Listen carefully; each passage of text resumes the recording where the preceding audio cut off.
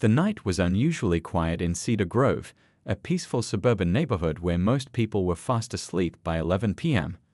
Officer Chen, a dedicated police officer with 15 years of experience, was just finishing up his paperwork in his patrol car. He'd been looking forward to heading back to the station, maybe grabbing a cup of that terrible coffee from the break room, and calling it a night. That's when his radio crackled to life. Dispatch to Unit 247, we have a report of suspicious noises at 1542 Maple Street. Caller is Mrs. Wong from 1544 Maple Street. Officer Chen sat up straighter, his tiredness instantly forgotten. He knew the area well. It was one of those neighborhoods where everyone kept their lawns perfectly trimmed and knew each other's business. Mrs. Wong wasn't the type to make unnecessary calls to the police. If she was concerned, there was probably a good reason. Copy that, dispatch. I'm about 5 minutes out, he responded, already turning his car toward Maple Street. As he drove, dispatch provided more details. Mrs. Wong had reported hearing strange scratching sounds and what seemed like crying coming from her next-door neighbor's house, the Patels' place. The thing was, the Patels weren't supposed to be home. They'd posted pictures of their family vacation in Florida just yesterday on the neighborhood's social media group. Officer Chen remembered Mr. Patel from the community outreach program last summer. He brought the best samosas to the neighborhood watch meeting and always greeted everyone with a warm smile. His wife ran the local book club, and their kids were always selling cookies or chocolate bars for school fundraisers. Pulling up to the house, Officer Chen killed his headlights and parked a few houses down, standard procedure when checking out suspicious situations. The street was dark except for the occasional flicker of security lights and the soft glow from windows where late-night TV watchers were still awake. Mrs. Wong was waiting on her porch, a small elderly woman wrapped in a thick robe. She hurried over as soon as she spotted him, her slippers making soft shuffling sounds on the sidewalk. "Officer, I'm so glad you're here," she whispered, glancing nervously at the Patel's house. "I know I might sound silly, but something's not right. I've been hearing noises for the past 3 hours. At first, I thought maybe it was just the wind, but then I heard crying. It sounded like someone in pain." Officer Chen pulled out his notepad, jotting down the details as Mrs. Wong continued. "I tried calling the Patels, but it went straight to voicemail. I know they're in Florida. My granddaughter follows their daughter on social media. They posted beach pictures just yesterday." The veteran officer nodded, taking in every detail. He'd learned long ago that the smallest observations could make the biggest difference in cases like these. "Have you seen any lights inside the house? Any movement?" Mrs. Wong shook her head. "No lights," but she hesitated, wringing her hands. "About an hour ago, I thought I saw a shadow move past their kitchen window.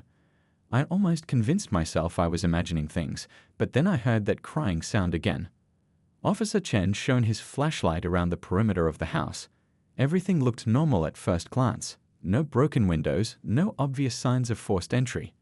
The Patel's silver minivan wasn't in the driveway, which matched with them being away. Their security light above the garage was working, casting a soft glow over the well-maintained flower beds Mrs. Patel took such pride in. But something caught his eye. Near the back of the house, there was a small detail that made his police instincts kick into high gear. The decorative rocks lining the garden path, something about them looked disturbed, not quite right. And there, near the back door, was something else that made him reach for his radio. Small, fresh scratches around the doorknob caught the beam of his flashlight. They weren't obvious. Someone had tried to clean them up, but they were there. And on the welcome mat, partially hidden by its cheerful "Home Sweet Home" message, were what looked like fresh muddy prints, much too small to belong to any of the Petals. Officer Chen's heart rate picked up, but his voice remained steady as he radioed for backup.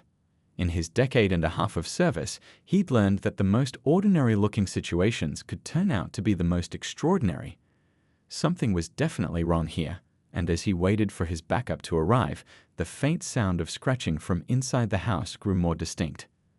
The night was about to take a turn that would change not only his life, but the lives of everyone involved in ways none of them could have imagined. And it all started with a concerned neighbor and some strange noises in the night. As Officer Chen waited for his backup to arrive, memories flooded his mind. This wasn't just another call for him. This street held special meaning. 15 years ago, when he was just starting his career, he'd lived just 3 houses down from where he now stood.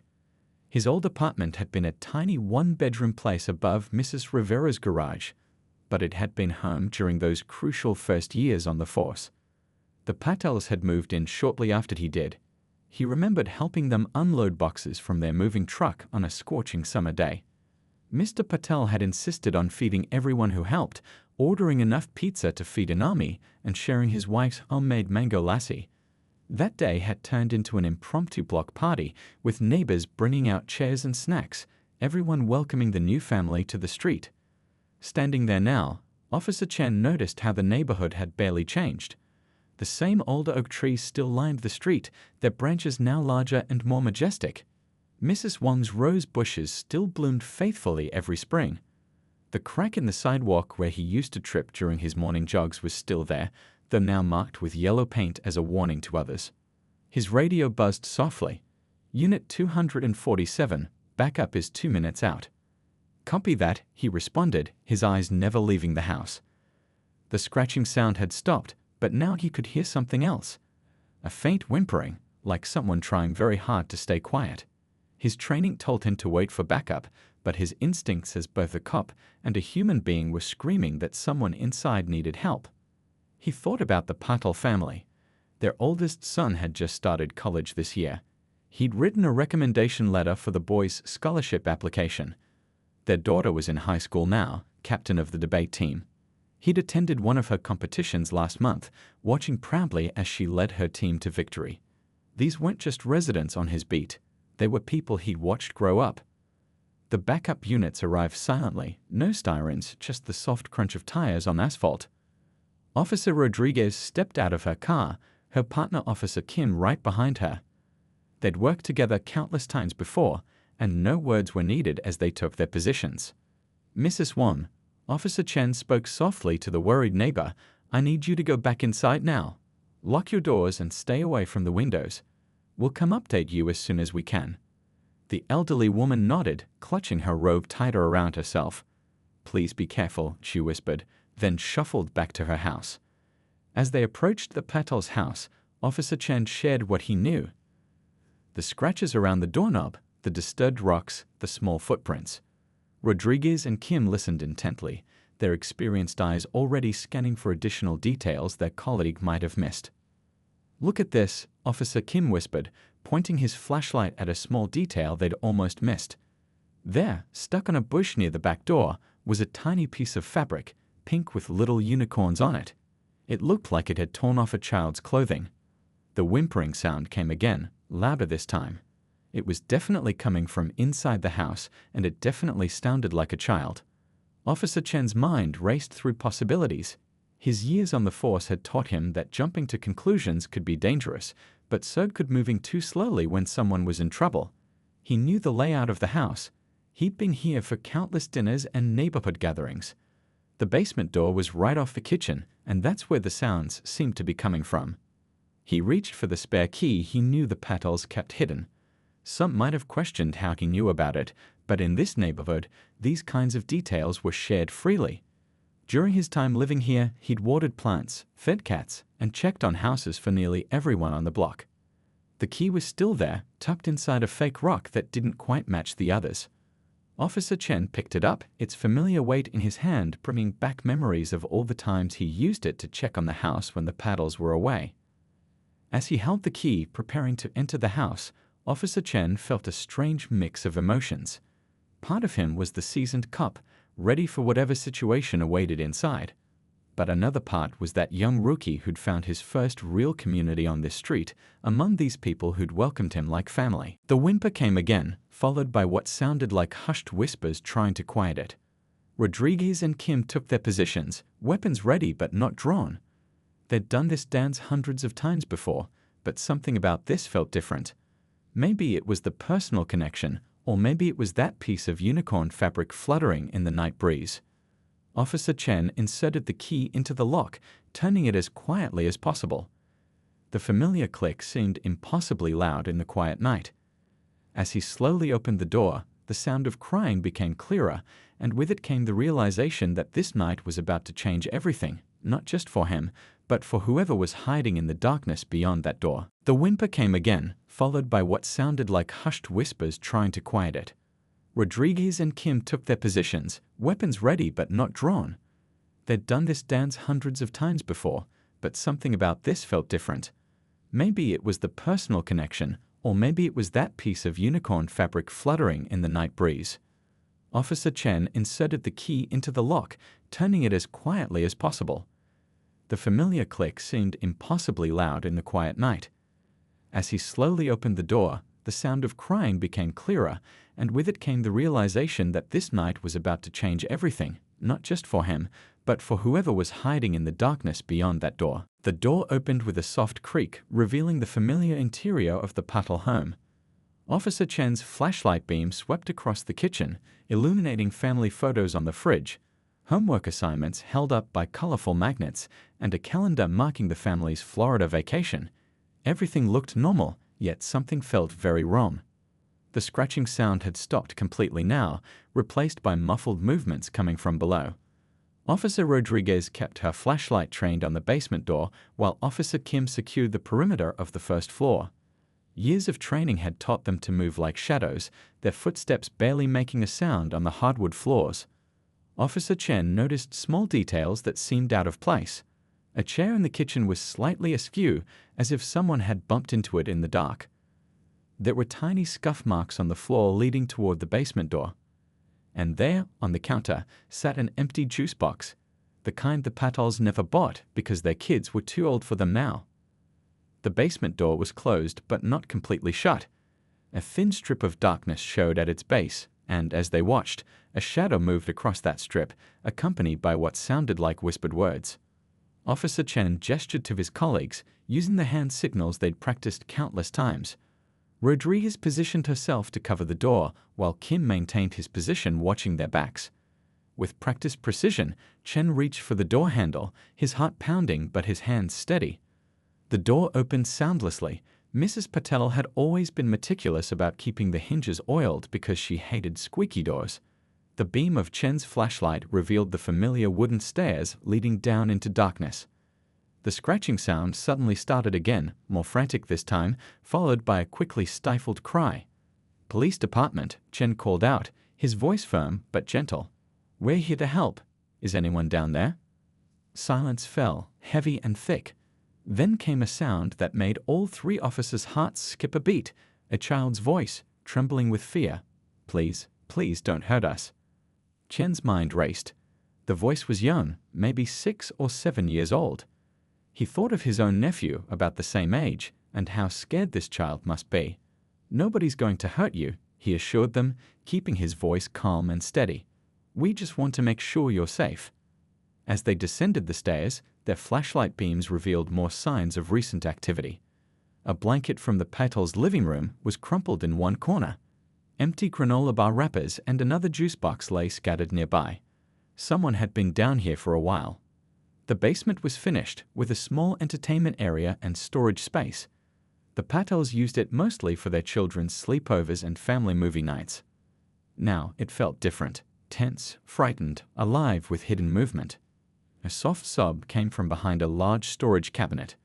Officer Chen motioned for his colleagues to lower their flashlights, trying to make their presence less intimidating. He took another step forward, moving slowly and deliberately. "My name is Officer Chen," he said softly. "I used to live right down the street. Mrs. Wang next door heard you and was worried. We just want to help." There was a moment of whispered consultation from behind the cabinet, then a small voice asked, You know Mrs. Wang? The lady with the roses?" "Yes," Chen replied, feeling a glimmer of hope at the connection.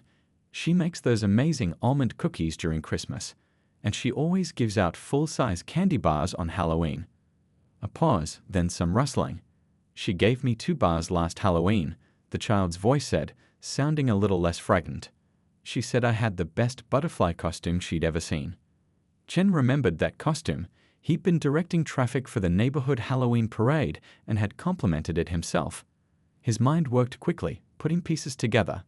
He kept his voice gentle as he asked, "Can you come out so we can talk?" I promise you're not in any trouble." More whispered consultation, then movement. From behind the cabinet emerged 3 figures, a woman and 2 children. The woman was thin, exhausted-looking, with dark circles under her eyes. The children, a girl about 7 and a boy perhaps 5, clung to her sides. The girl was wearing pajamas with unicorns on them, a small tear visible where the fabric had caught on the bush outside. Officer Rodriguez immediately radioed for medical assistance, while Kim moved to secure the rest of the basement, his movements careful and non-threatening. Chen knelt down to be at eye level with the children, maintaining a safe distance to not frighten them further. The woman spoke first, her voice hoarse. "We didn't steal anything. We needed somewhere safe, just for a few days. The house looked empty, and we were so tired of running." Chen noticed bruises on her wrists, partially hidden by her sleeves. The children's clothes were wrinkled and worn, their faces showing a mixture of fear and exhaustion. This wasn't a simple break-in. This was something else entirely, something that made his cop instincts and his humanity align in perfect understanding. The little girl stepped forward slightly, still holding her mother's hand. Are you going to make us go back?" she asked, her voice barely a whisper. "Please don't make us go back. He'll hurt Mommy again." The words hung in the air like a heavy cloud, and Officer Chen felt something in his chest tighten. He'd seen cases like this before, but something about this one felt different. Maybe it was because it was happening in the Patel's basement, where he'd watched their kids grow up. Maybe it was because he could see Mrs. Wong's roses through the small basement window, a reminder of the safe, peaceful neighborhood these 3 had been desperately seeking. Officer Chen made a decision in that moment that would change multiple lives forever. Instead of reaching for his handcuffs, he reached for his phone. The woman flinched at the movement, but he held up his hand reassuringly. "I know someone who can help," he said softly, scrolling through his contacts. "She runs a shelter downtown. They have doctors, counselors, and people who can keep you safe. Would you like me to call her?" The woman's eyes filled with tears. Her daughter pressed closer to her side while her son, still half hidden behind her, peeked out with curious eyes. We don't have any money," she whispered. Officer Rodriguez stepped forward, her voice gentle. "The shelter is free," she explained. "They can give you a clean bed, hot meals, and help you figure out your next steps. No one will force you to do anything you don't want to do." The boy's stomach growled loudly in the quiet basement, and he ducked his head in embarrassment. Officer Kim, who had been quietly standing guard, reached into his pocket and pulled out an unopened granola bar, the kind he kept for long shifts. "Would you like this?" he asked, holding it out to the boy. "My daughter says these are the best ones because they have chocolate chips." The child looked to his mother for permission before timidly accepting the snack. His sister watched him unwrap it, and Kim produced another one from his pocket with a kind smile.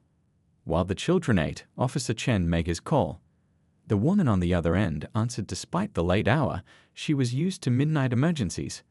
As Chen explained the situation, he watched the family huddled together in the basement of a house that wasn't theirs, seeking safety in the only way they knew how. "My friend says they have room for you," he announced after ending the call. "They can send a car to pick you up. Would you like that?" The woman hesitated, years of fear and distrust visible in her eyes. What about this house? We broke in. We shouldn't have." "The Patels are good people," Chen assured her. "I've known them for 15 years. When they get back from their vacation, I'll explain everything. They'll understand." He knew in his heart this was true. The Patels had always been the first to help anyone in need. "How did you find this place?" Officer Rodriguez asked gently, hoping to understand their story better. The woman twisted her hands together nervously. "We saw the vacation photos online. I used to clean houses in this neighborhood before everything went bad. I remembered this street because everyone was always so nice. When we needed somewhere to hide, I thought maybe." Her voice broke, and her daughter wrapped small arms around her waist. The girl looked up at the officers with determined eyes. "Daddy was going to hurt us again," she said, her young voice carrying the weight of experiences no child should have. "Mommy said we had to leave while he was sleeping. We walked for a long time." Officer Kim radioed for an update on the shelter transport while Chen and Rodriguez exchanged glances. They'd need to take statements, file reports, document everything properly. But right now, what this family needed most was compassion. "Would you like to wait upstairs?" Chen offered. "It's more comfortable, and Mrs. Wang makes amazing hot chocolate. I'm sure she'd be happy to make some while we wait for your ride." The mention of their kind-hearted neighbor seemed to ease some tension. The boy's face lit up at the mention of hot chocolate, and even his mother managed a small smile. As they carefully made their way upstairs, Officer Chen noticed more details he'd missed before. The children's shoes were worn nearly through. The woman's jacket was far too thin for the cool night air. They carried no bags, no possessions. They'd fled with only the clothes on their backs. Mrs. Wang was indeed still awake, pacing her kitchen in worry. When Officer Chen knocked on her door and explained they needed a safe place to wait, she opened her home without hesitation. Soon, the children were wrapped in soft blankets on her couch, sipping hot chocolate topped with tiny marshmallows, while their mother cradled a cup of tea in trembling hands.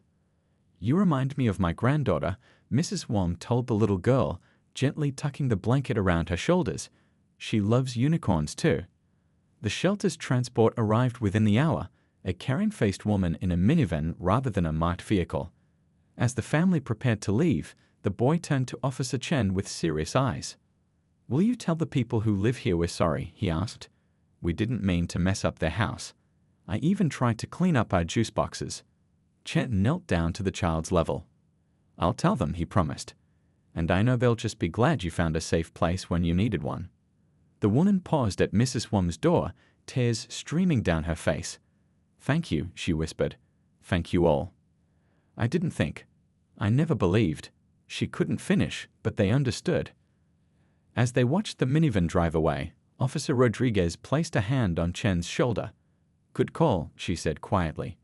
"Those kids are going to remember this night forever. They're going to remember that police officers can be helpers." Chen nodded, thinking about the turn this night had taken.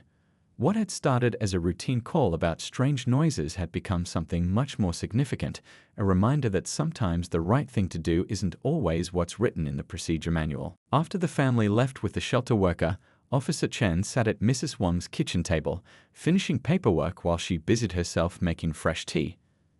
The house still smelled of hot chocolate and the cookies she'd insisted on baking, saying that sweet things help heal worried hearts. "You know," Mrs. Wang said, setting down a steaming cup in front of him, "this reminds me of something that happened here, must be 20 years ago now." She settled into her chair, her eyes distant with memory. "A young mother and her little boy showed up on my doorstep one night, looking just as scared as that family tonight." Officer Rodriguez, who was completing her own report, looked up with interest. Chen's pen paused over his paperwork, something stirring in his memory. "The boy was about 6, Mrs. Wang continued, clutching his mom's hand so tight his knuckles were white. "They'd been living in their car for 3 days, running from a bad situation. I remember it was raining that night, one of those heavy spring storms that make everything look gray and hopeless." Chen's hand trembled slightly as he set down his pen. He knew this story. He'd lived it. "That little boy," Mrs. Wang said softly, meeting Chen's eyes. "He grew up to be a police officer. Didn't you, dear?" Officer Kim and Rodriguez turned to look at their colleague, understanding dawning on their faces. Chen nodded slowly, his throat tight with emotion. "I wondered if you remembered," he said quietly. "That night, it changed everything for us. You gave us shelter, helped Mom find a job at the library, convinced the Patels to rent us their garage apartment." He smiled, remembering. "You all wrapped us in so much kindness, we couldn't help but heal." Mrs. Wang reached across the table and patted his hand. "And look at you now, doing the same for others. That's how goodness grows, we pass it on." The officers spent the next hour finishing their reports, but they were documenting more than just a break-in. They were recording a story of community, of healing, of breaking cycles of pain through simple acts of kindness. Around 3 a.m., Officer Chen's phone buzzed with a text from the shelter. The family had settled in, the children were asleep in clean beds, and their mother was speaking with the counselor. They were safe. As the night shift drew to a close, Chen had one more stop to make. He drove to the Patels' vacation condo in Florida, looking up their number in the emergency contact list. Despite the early hour, Mr. Patel answered on the second ring. "Officer Chen, is everything all right?" The concern in his voice was evident even through the phone. Chen explained the situation carefully, describing the family's desperate need for shelter and how they'd chosen the Patel's house because it seemed safe. He held his breath, waiting for their reaction. Mr. Patel was quiet for a moment, then asked, "The children, were they hungry?"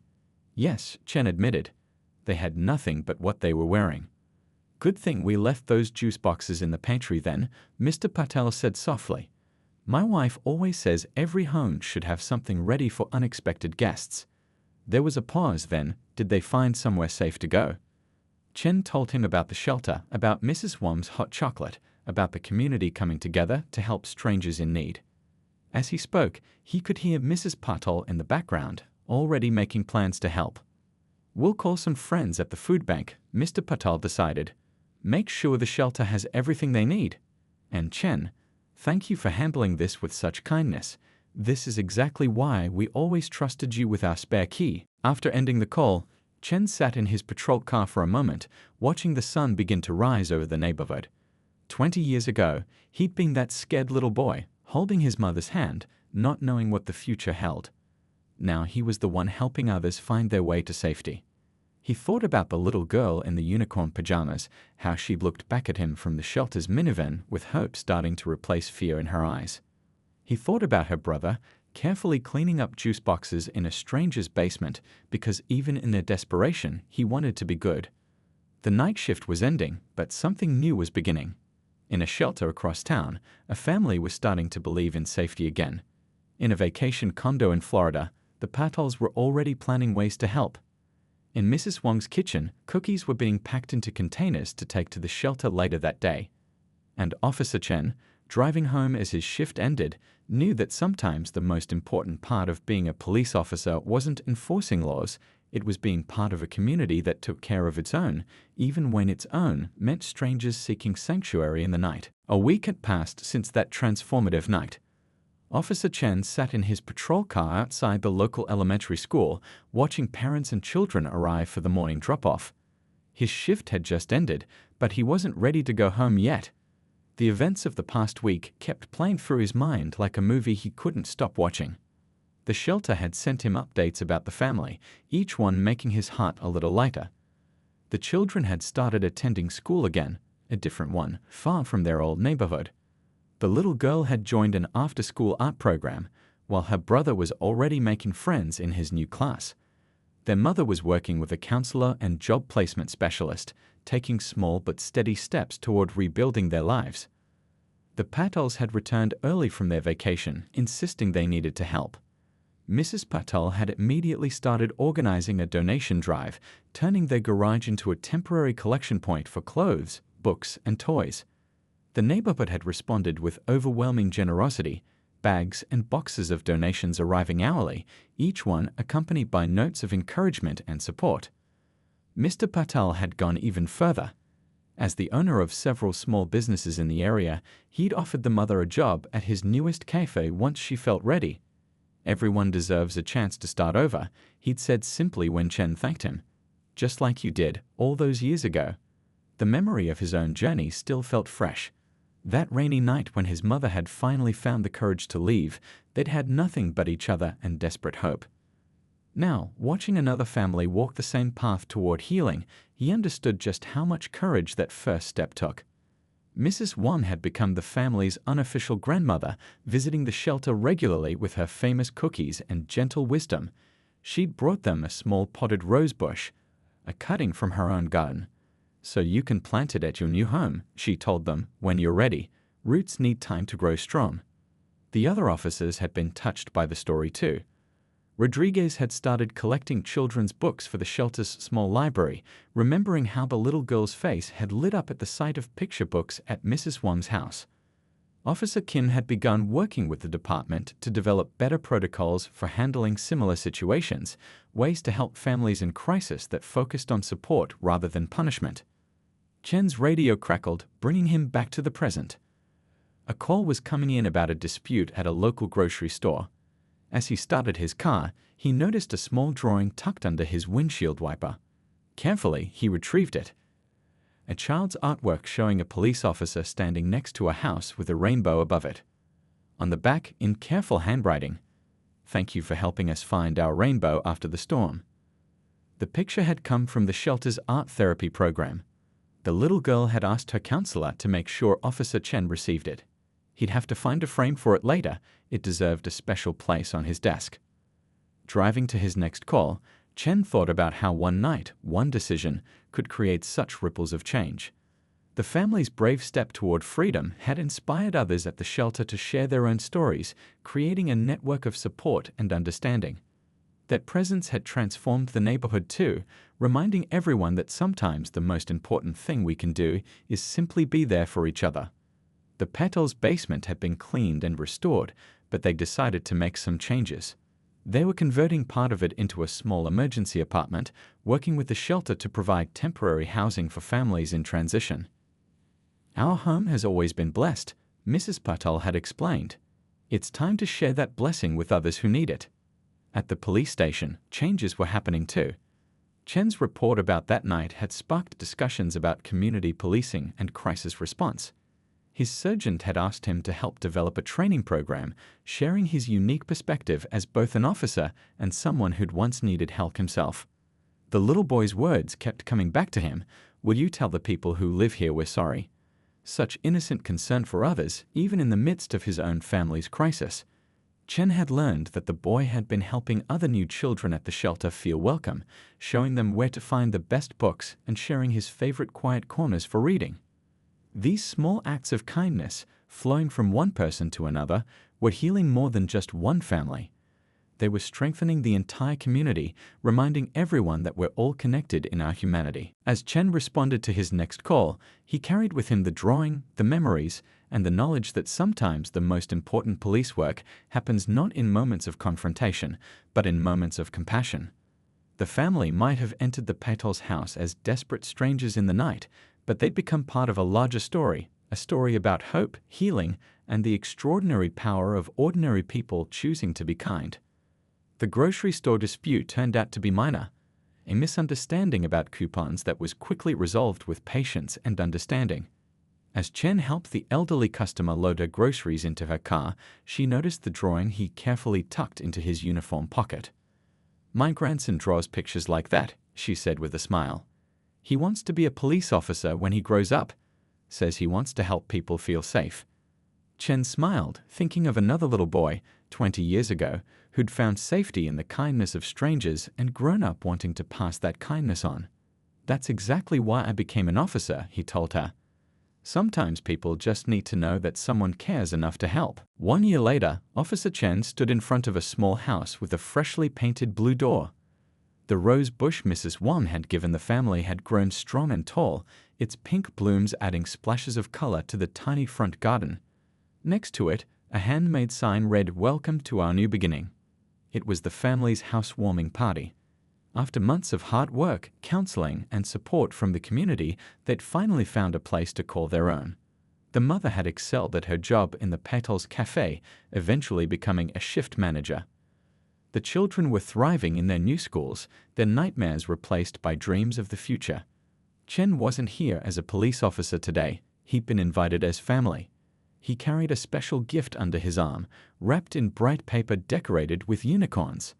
Inside was a shadowbox frame containing 2 items: the children's original drawing of the police officer by the Rainbow House and a photograph taken just last week of their actual new home, complete with its own rainbow, captured after a summer rain. The front door opened before he could knock, and the little boy burst out, now 6 years old and bubbling with excitement. "Officer Chen, Mom made your favorite cookies, and guess what? I got an A on my project about community helpers." His sister, now 8, appeared behind him, more composed but just as happy. She'd recently won a school art contest with a painting titled "The Night We Found Hope," a surprisingly touching piece that now hung in the shelter's counseling room, encouraging other families to keep believing in better days. Inside, the small house was filled with people who'd become part of their journey. Mrs. Wang was in the kitchen, teaching the mother her secret cookie recipe. The Patels had brought enough food to feed an army, setting up a buffet that blended different cultures and cuisines. Officer Rodriguez was there with her family, her daughter playing tag in the backyard with the children from the house next door. The mother looked different now, confident, peaceful, strong. She'd started a support group at the shelter, helping other women find their courage. When she saw Chen, she hugged him tightly.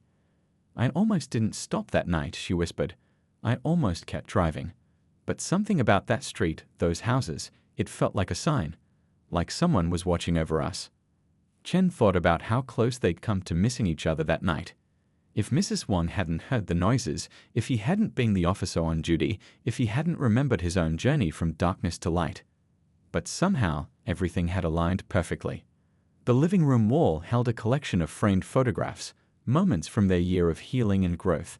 There was one of the children's first day at their new school, another of the mother receiving her Employee of the Month award at the cafe. A group photo from the shelter's Christmas party showed the boy playing Santa's helper, handing out gifts to other children who were just beginning their own journeys to safety.